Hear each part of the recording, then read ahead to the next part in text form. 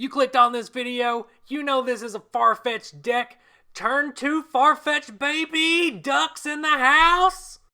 In my quest to create a base Neo Haymaker, I played this card, fell in love with it. I love Farfetch'd. Every playthrough of a Gen 1 game I do, I always have Ducks and Marcel in my party. And so, yeah, here's a Farfetch'd deck. No Cleffa in this deck. The idea is to gust on turn 1, leek jab turn 2, and keep on a jabbing with that leek. 40 damage on turn 2 can put a lot of pressure on your opponent, especially in a meta that isn't very aggro. You start dealing 40 damage on turn 2, you're really making your opponent double think about leaving a baby Pokemon in. They're going to be searching more rapidly through their deck, trying to get a focus band. And Leek Jab cannot be used 2 turns in a row unless you bench Farfetch'd. That's why I'm running a 3-3 line of Dodrio. It's going to reduce Farfetch'd retreat cost down to 0. That way, getting this thing on the bench and getting it right back in the active position is super easy. It's going to make sure you're always able to use Leek Jab on your turn, starting on turn 2, just consistently dealing 40 damage every single turn. Now, this Neo Farfetch'd does only have 50 HP, so you're going to have to rapidly search for a focus band yourself if you want to keep this thing alive past turn 3.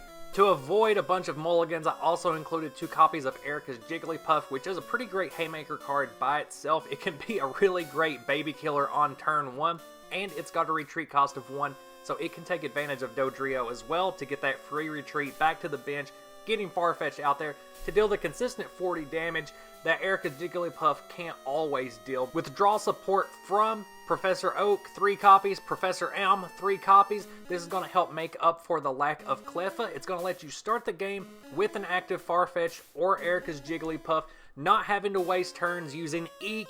You got Eek right in your hand with a Professor Elm with good manners as backup to get basics into your hand. Just in case you end up with only Doduos or something, you can go ahead and lay those down. Use good manners to search your deck for Farfetch'd or Erica's Jigglypuff very early game, and then just use the draw power of the professors to get yourself all of the other trainers you'll be using in this deck. Using 4 copies of Double Gust because everything in this deck should be free retreating. Full playset of energy removal to slow down your opponent's setup on their bench. Most decks will throw down or recycle energy on a Cleffa, so there's no point wasting energy removals on that.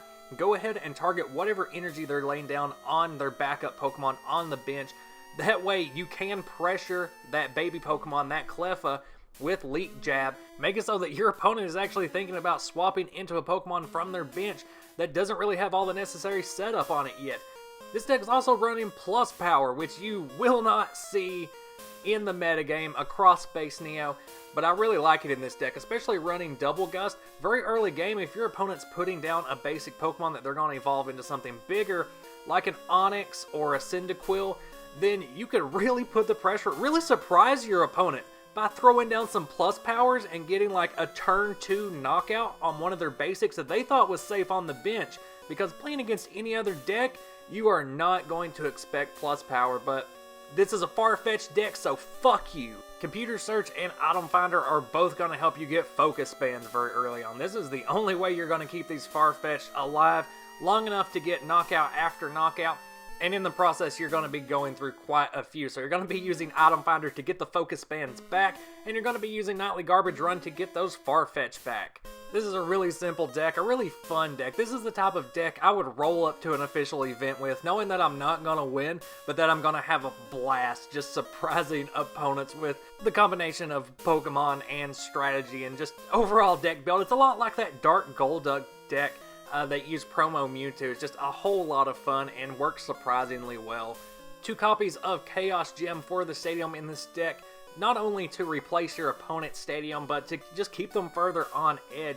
A lot of these trainers like Energy Removal and Double Gust, you're going to be burning through pretty early on in the game, trying to disrupt your opponent's setup before they can get too far. And so once you lay down Chaos Gem, you're not going to have to worry too much about missing those coin flips, especially on Double Gust, since everything's going to be free retreating. It's not going to matter if your opponent gets to use that effect anyway.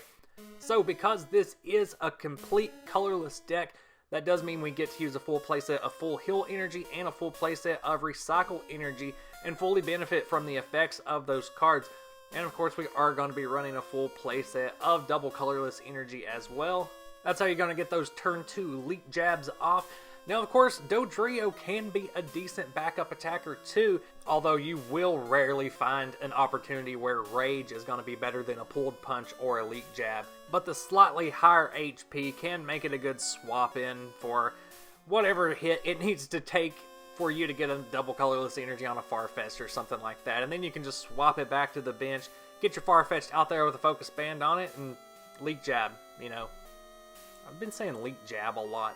To round out the energy, here's a little Galarian reference with 4 fighting energy. You've probably realized this deck is all about speed. In order to win matches, you need to get quick knockouts by dealing chunks of 40 damage at a time. Now on turn 2, 40 damage is a huge threat to baby Pokemon and any basic Pokemon your opponent might be playing that isn't a big basic. Even then, the right combo of plus power, double gust, and a rightly placed double colorless energy can be pretty devastating. The main reason this deck isn't better is because there's another turn 2 colorless deck that completely walls it, and that is Chansey. But Chansey walls every other deck, so what are you gonna do? The other big wall that this really can't get around is Steelix. 2 of the most common decks in the format. However, you have a much better chance against Steelix because you can potentially knock out an Onix before it evolves, and Tail Crush isn't always gonna be an Oko against a Farfetch'd. But by far the most fun matchups you're going to come up against are Sneasel builds. Because Sneasel is also speed-based, Sneasel can knock out Farfetch'd just as fast as Farfetch'd can knock out Sneasel, so you're just going to be trading knockouts very early game. The thing is, it's a lot harder to get those darkness energies back than it is to just find new recycle energies or new double colorless energies to throw down on Farfetch'd. So unless that Sneasel build is also running something like Porygon 2, to get darkness energies faster, you actually have the advantage. Especially if that Sneasel deck is taking their first turn to use Eek off of a Cleffa, because that's just going to give you the opportunity to double gust and basically Oko that Sneasel when it's only got 1 darkness energy on it, which is going to throw off their entire setup. Using Leek Jab over and over is very dependent on Dodrio's retreat aid. However, it's not completely reliant on it because Farfetch'd does have that retreat cost of just 1 energy. Recycle energy can come in handy if Dodrio gets shut down by Muck. Your opponent could also be using Pichu, which is going to be able to spread damage amongst however many Dodrios you have.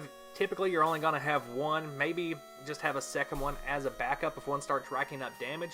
But even then, Pichu dealing 20 damage per turn is going to set you up for a pretty powerful Rage attack, which you're going to know ahead of time. As soon as you see that Pichu, you may already start planning your energy laydowns on your Dodrio instead of another Farfetch'd. So in a way, your opponent using Pichu to deal damage to Dodrio can severely backfire on them. Overall, I think this is a really solid build, and I did have a lot of fun playing it. That's why I wanted to throw it out there, let you guys know that, you know, this deck may have been an archetype if the metagame hadn't shifted so hard towards Wall Stall. And it's probably the next best thing to Sneasel for a base Neo Haymaker. So if you're playing in a custom format that doesn't allow Sneasel or Cleffa, this deck is pretty much custom made to be the Haymaker for that format. I've seen quite a few local shop formats that do have Cleffa and Sneasel both on the ban list. But if you like seeing Pokemon TCG content like this, make sure to go ahead and subscribe to my channel. I've got a lot more decks coming down the pipeline, as well as some more informational style videos like TCG history about vintage Pokemon formats. Put your request decks down in the comment section with the deck discussion. Find me on Instagram @DrunkShuckle, and look forward to more content. Until next time, bye.